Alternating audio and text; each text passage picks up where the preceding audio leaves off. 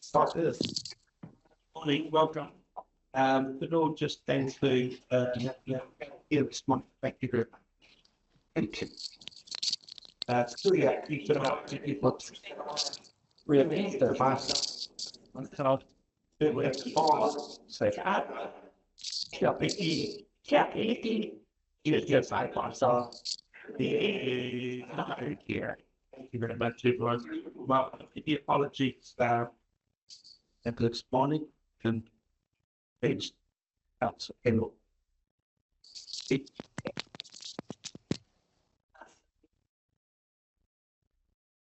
Councillor Truman, an apology. Okay, and so welcome. So I can have the apology for Livingston. Just recording.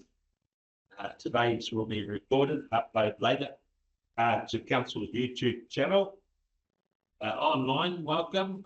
Councillor Park, Councillor Greenslade, Councillor Fletcher. Anyone else? Yoda. Okay. What's that? Auditors, welcome. Auditors, nice to see you. Sorry, Renee sort of got an interesting setting today, so my vision is a bit blurred. But welcome everyone out there online.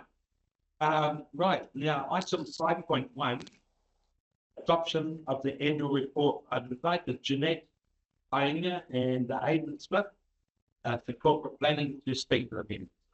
Okay, thanks. Good morning. Ladies and gentlemen,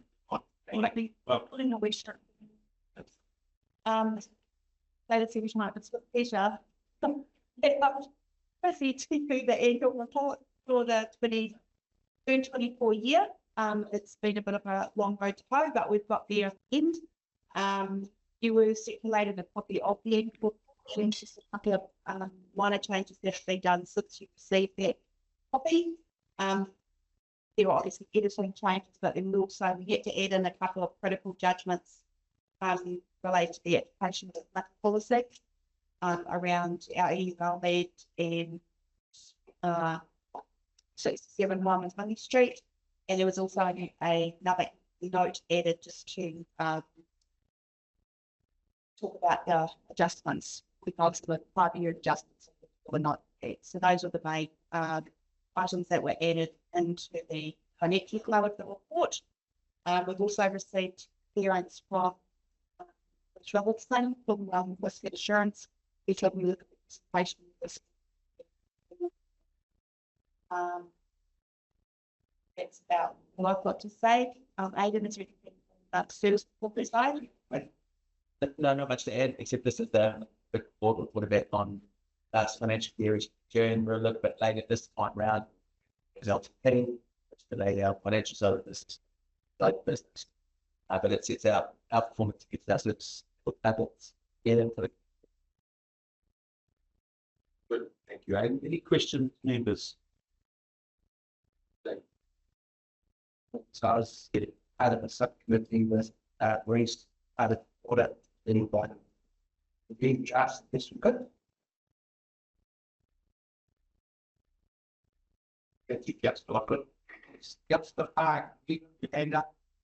Oh, yes. Thank you, Your Worship. I just wanted to, just three things. Firstly is clarify the performance measure for emergency management not being met. We've had it talked about at the Emergency Management Committee, but just for record, the performance measure wasn't met due to the different nature between last year's annual report and this year's annual report. In the 23-24 financial year, the EOC was fully activated and there was a full EOC done emergency exercise, which was fantastic, with a lot of new people on board in that space compared to last year, which was a desktop exercise. So it was comparing pears with apples, basically. So although in black and white that emergency management performance measure wasn't met, I'm extremely proud of the emergency management team in the operational part of Taupō District Council, and where they are definitely punching well above their weight throughout the Waikato, and I have that on good authority being the Joint Committee Chair. My second point is I just want to record it that I've been quite disappointed in Audit New Zealand this year, and we pay literally a new playground and fees a year, and we are at, on the 20th of December, passing our annual report. And in my 14 years as councillor, this is unprecedented, and so I've been a bit disappointed, and I'm not going for COVID and staff restraints because we meet legislative timeframes where we can, so it would be nice for them to sort of be able to sort themselves out to do the same for us. And the third thing was just a question between the executive summary and the actual full report with the statement of compliance. In the actual annual report, it has the Mayor and CEO's space for signature, but not in the executive summary. So I just wondered if that was just an oversight, or do you not have to have that in the actual summary, but you do in the full report? Thank you. I can answer the last question, Councillor Parker, that the exec summary is simply a message from the Mayor. So it's a mihi or a welcome to the report. The statement of compliance is signed off by myself. So, and it was written from an individual perspective as opposed to. Oh, right. So the actual document and the summary have got the exact same page, but one's signed and one's not. Is that correct?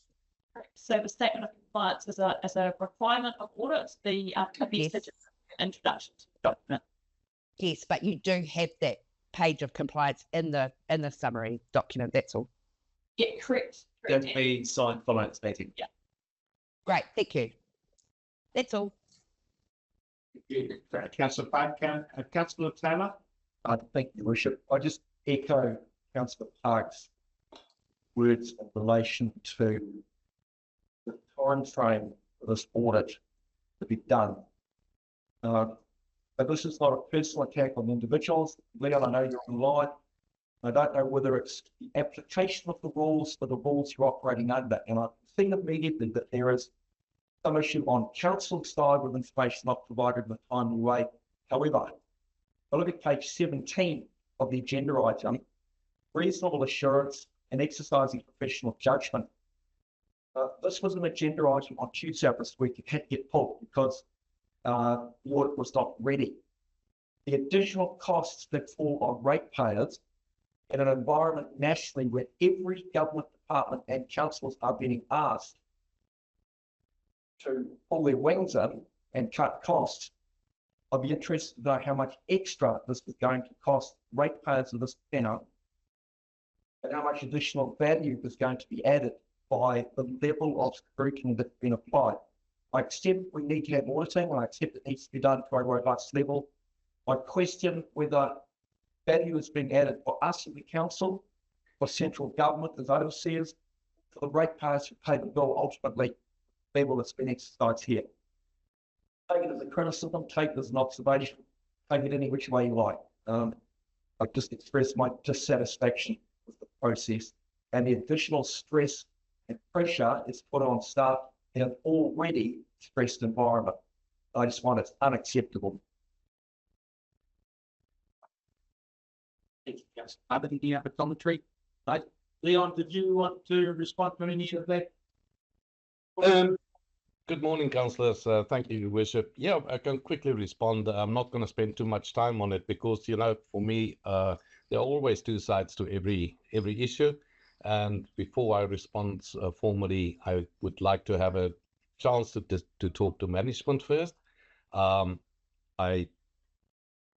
take the points that was raised. Unfortunately, I can't accept that they are 100% true. For me, the crux is that we worked very well with management and staff over, especially the last month.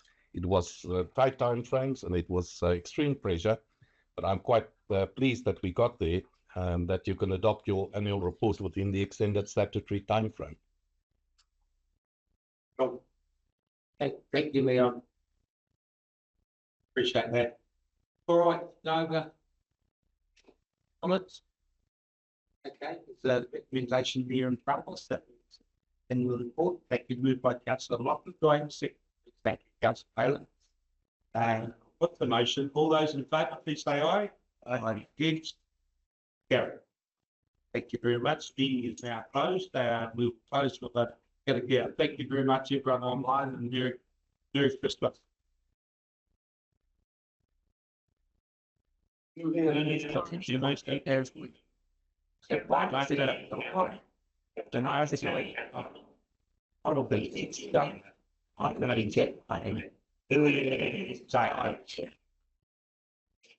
Get that thing.